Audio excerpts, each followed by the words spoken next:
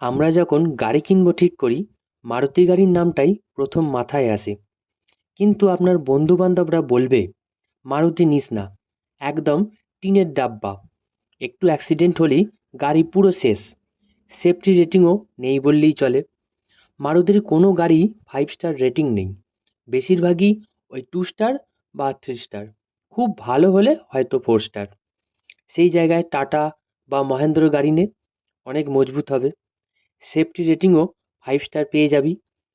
কিন্তু একটা কথা আছে, 5 স্টার রেটিংয়ের গাড়ি মানে এই নয় যে আপনি 100 কিলোমিটার স্পিডে গাড়ি চালিয়ে অ্যাক্সিডেন্ট করবেন আর আপনার কিছুই হবে না।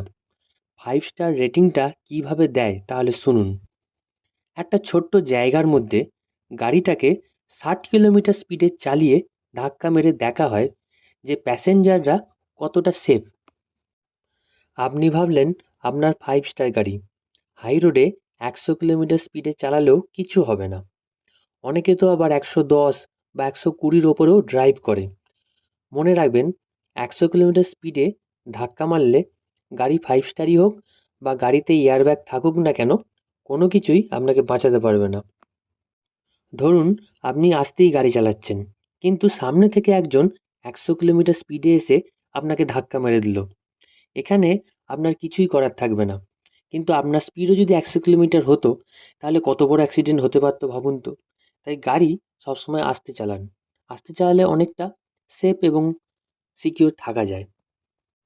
হ্যাঁ, 5 স্টার গাড়িগুলো অবশ্যই সেফ, কিন্তু 100% সেফ এটা মনে করবেন না।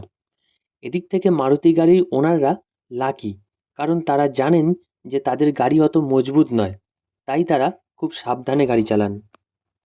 আর একটা কথা বলবো, সিট বেল্টটা অবশ্যই পরুন। সিট বেল্ট পরাটা অভ্যাস করে ফেলুন। পুলিশের ভয়ে নয়, নিজেকে যদি ভালোবাসেন তাহলে সিট বেল্ট অবশ্যই পরুন। এটা আপনাকে অনেক রকমভাবে বাঁচাতে পারে। সবসময় সাবধানে গাড়ি চালান, মাথা ঠান্ডা রাখুন, শরীরে কোনো প্রবলেম থাকলে ড্রাইভ করবেন না, একটানা অনেকক্ষণ ড্রাইভ করবেন না, ঘুম পেলেও ড্রাইভ করবেন না। এগুলো যদি সবসময় মাথায় রেখে চলেন, তাহলে অ্যাক্সিডেন্ট হবার চান্স অনেকটাই কমে যায়।